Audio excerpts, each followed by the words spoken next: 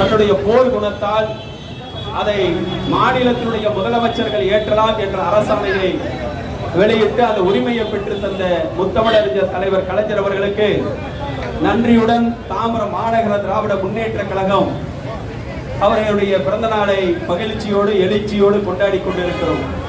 5000க்கும் மேற்பட்ட பொதுமக்களுக்கு காலை உணவுகளை வழங்கி கலைஞருடைய புகழை எல்லோரும் பறைசாற்றிட வேண்டும். மாநிலத்திலே சுயாட்சி, மத்தியிலே கூட்டாட்சி என்ற தத்துவத்தை கொடுத்து மாநிலத்தினுடைய உரிமைகள் மறுக்கப்படுமையானால் அவைகளுக்கு போராடி அதை பெற்றுத் தருகின்ற முயற்சி பேசுகின்ற தமிழ் மொழிக்கு அங்கீகாரம் வேண்டும். உலகத்திலே தலை சிறந்த மொழி, உலகத்திலே முதல் தோன்றிய மொழி. இந்த மொழிக்கு ஒன்றியத்திலே ஆட்சி அமைந்த காங்கிரஸ் கட்சியினுடைய சார்பிலே கோரிக்கை வைத்தார்.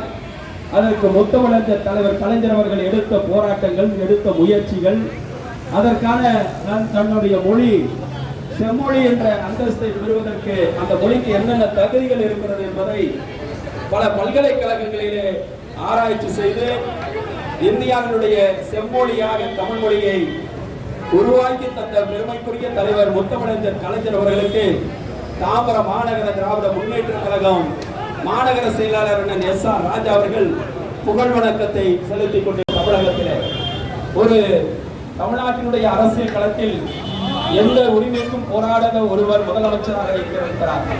அவரை முதலமைச்சராக ஆக்கிய பெருமை நல்ல படித்த இளைஞர்கள், தமிழ்நாட்டிலேயே படித்து தமிழ்நாட்டிலே வேலை செய்யக்கூடிய இளைஞர்கள் ஒரு மாற்றத்தை வேண்டும் என்று சொல்லியிருக்கிறார்கள். அந்த இளைஞர்களுடைய எதிர்காலத்தை, அந்த இளைஞர்களுக்கான பணி உத்தரவாதத்தை, குறிப்பாக மென்பொருள் நிறுவனங்களை தமிழ்நாட்டிலே உருவாக்கி 2001 அந்த நிறுவனங்களை எல்லாம் உருவாக்கி தமிழ்நாடு இந்தியாவிலேயே முதன்மை மாநிலமாக மென்பொருள் ஆராய்ச்சியாக இருந்தாலும் உற்பத்தியாக இருந்தாலும் அவைகளிலே தமிழ்நாட்டில் இளைஞர்கள் முதலிடங்களில் வருவதற்கான வாய்ப்பை பெற்று தந்த முத்தமிழறிஞர் தலைவர் கலைஞர் அவர்களுக்கு மாநகர திராவிட முன்னேற்ற கழகத்தின் சார்பில் மாநகர செயலாளர் எஸ்.ஆர். ராஜா அவர்கள் சொல்லி போராடினாரோ அதே அறிவிப்புகளை 1967 திராவிட முன்னேற்ற கழகத்தினுடைய ஆட்சி காலத்தில் அத்தனை அறிவிப்புகளையும் செயலாற்றிய முத்தமிழறிஞர் கலைஞர் அவர்கள்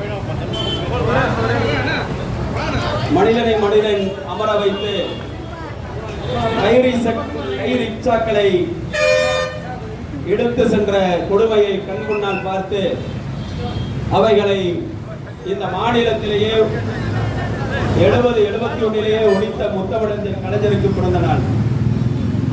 ஆணுக்கு பின் அடிமை இல்லை என்பதை வாய் வார்த்தையில் பேசுவது அர்த்தமில்லை.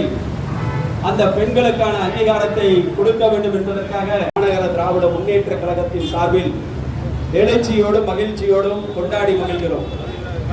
தலைவர் கலைஞர் அவர்கள் தான் தனியாரிடத்திலே நம்முடைய மாநில